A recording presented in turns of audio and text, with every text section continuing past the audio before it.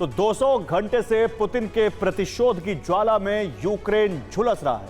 Ukraine ने जिन जिन जगहों से यूक्रेन को टारगेट करने का प्लान बनाया है, वहीं अब रूस बम और ड्रोन बरसा रहा है। बेलगोरोद पर हमले का बदला लेने के लिए रूसी फाइटर जेट ने खार्किव को दहलाना शुरू किया है, तो दूसरी तरफ जेलेंस्की के मिशन क्रीमिया को नाकाम करने के लिए खेरसोन को कब्जे में लेने का अभियान तेज कर दिया गया। काला से हमले रोकने के लिए रूसी सेना खेरसोन से ओडेसा तक ताबड़तोड़ हमले कर रही है।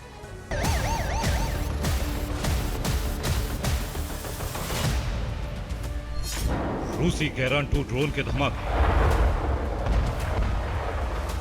जहां जरूरत पड़ी वहां केएच सीरीज की क्रूज मिसाइल,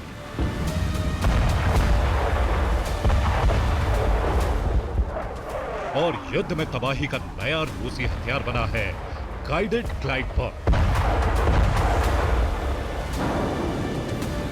रविवार को यूक्रेन में इन 3 हथियारों के प्रहार से जबरदस्त तबाही हुई। यूक्रेन के कई ठिकाने खंडर में बदल गए।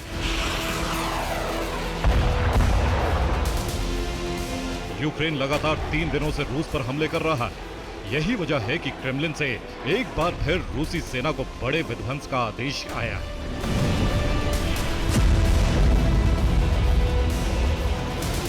यूक्रेन के पूर्व से पश्चिम तक अब लगातार धमाके हो रहे हैं। रूस ने रविवार को यूक्रेन के 2 प्रांतों को टारगेट किया।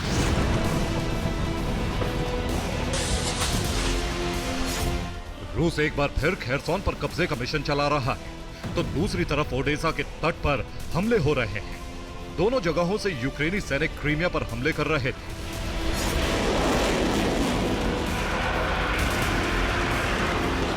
रविवार रात खेरसोन में यूक्रेनी सेना की सप्लाई लाइन को काटने की कोशिश हुई। रूस ने ग्लाइड बम से एक पुल को निशाना बनाया। यह पुल खेरसोन को दूसरे शहर से जोड़ता था।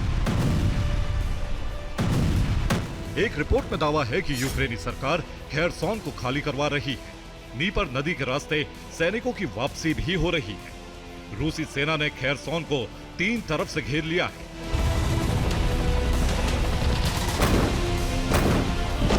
खेरसोन पर अटैक जेलेंस्की के क्रीमिया मिशन की शुरुआत का साइड इफेक्ट माना जा रहा है। खेरसोन को क्रीमिया का दरवाजा कहा जाता है। खेरसोन काला सागर के तट पर है। यहां से नीपर नदी गुजरती है। खेरसोन से ही लगातार क्रीमिया पर ड्रोन से हमले हो रहे हैं। खेरसोन पर हमले से पुतिन की पहली कोशिश यूक्रेन की सेना को क्रीमिया और पूर्वी हिस्से से दूर रखना है। यूक्रेन की खुफिया रिपोर्ट के मुताबिक रूस फिर उद्योगों को निशाना बनाएगा। सैन्य कारखानों को टारगेट बनाने का प्लान है। यूक्रेन के बिजली स्टेशन भी निशाने पर है। खेरसोन को रूसी फौज युद्ध के शुरुआती चरणों में कब्जे में ले चुकी, लेकिन बाद में रूसी सेना को लौटना पड़ा था। अब यूक्रेन से लॉन्ग रेंज ऑपरेशन शुरू होने के बाद क्रीमिया फिर यूक्रेन के टारगेट पर है। यूक्रेन काला सागर से क्रीमिया पर लगातार हमले कर रहा है। खेरसोन और ओडेसा को यूक्रेनी सेना ने ठिकाना बनाया।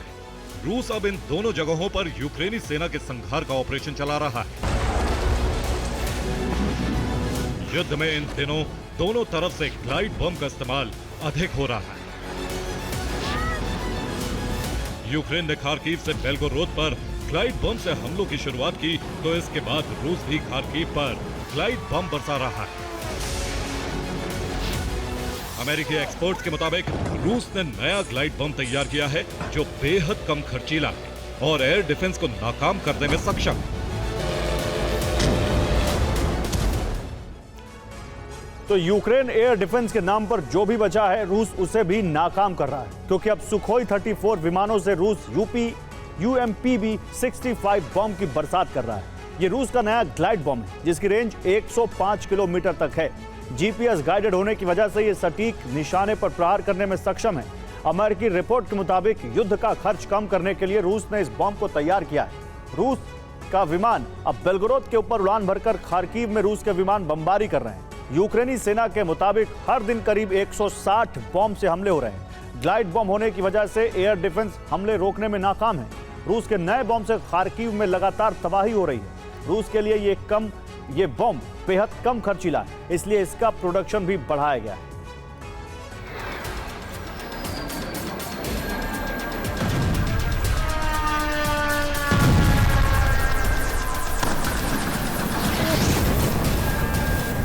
खेरसोन और ओडिशा पर हमले के बीच खार्किव में ग्लाइड बम से लगातार हमले हो रहे हैं।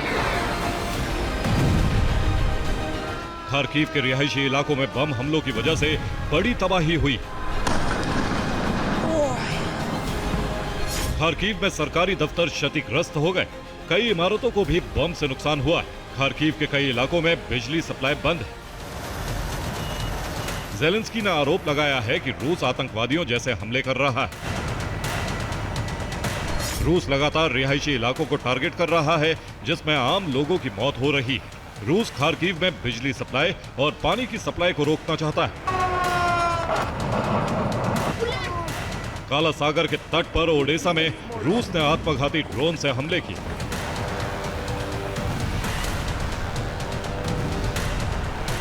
आधी रात के बाद ओडिशा में कई जगहों पर धमाके हुए और आग लग गई। ओडिशा में हथियार गोदामों को निशाना बनाने की कोशिश की गई। बंदरगाह की जगह इस बार रिहायशी इलाकों में धमाके हुए। अलर्ट मिलने की वजह से लोग समय रहते शेल्टर्स में पहुंच गए।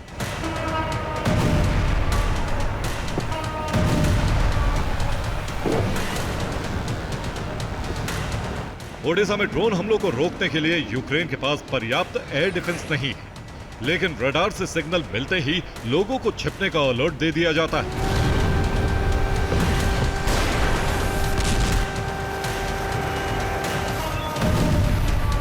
जिसकी वजह से ओडिशा में लोगों की जिंदगी बच गई।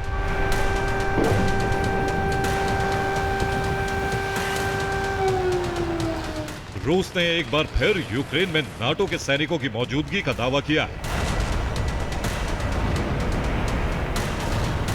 रूस ने इसी दावे के साथ यूक्रेन के निकोलेव में हमला किया। क्या दावे हैं, आपको दिखाते हैं। और रूस ने यूक्रेन में नेटो के सेंटर को नष्ट करने का दावा किया है। यह हमला निकोलेव में हुआ, जिसमें रूस ने KH-22 मिसाइल और KH-32 मिसाइल का इस्तेमाल किया। रूस का दावा है कि इमारत में फ्रांस के सैनिकों का सेंटर था। बिल्डिंग में फ्रांस से आए कई हथियार ट्रेनर मौजूद थे। हमले में फ्रांस के 120 सैनिकों की मौत का दावा है। रूस का दावा है कि हमला नेटो के ठिकाने पर किया गया है।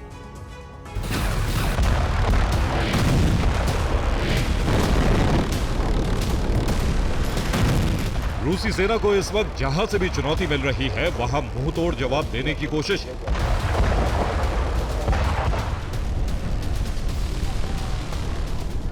रूसी खुफिया रिपोर्ट के मुताबिक यूक्रेन बेल्गोरोद पर कब्जे का मिशन शुरू कर चुका है। रूस ने इसका जवाब खार्किव पर हमले से दिया है। ओडेसा से रूसी युद्धपोत को निशाना बनाने की तैयारी। रूस ने ओडेसा में यूक्रेनी सैन्य अड्डों पर हमला किया है। खेरसोन से क्रीमिया पर हमले की तैयारी है, इसका जवाब भी रूस ने दिया है। रूस यूक्रेन के हर प्लान को नाकाम बनाने की रणनीति बना रहा है।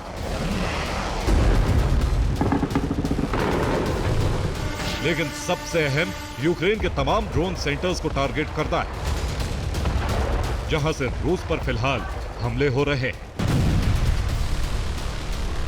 Bureau report, TV9 Bharatvarsh.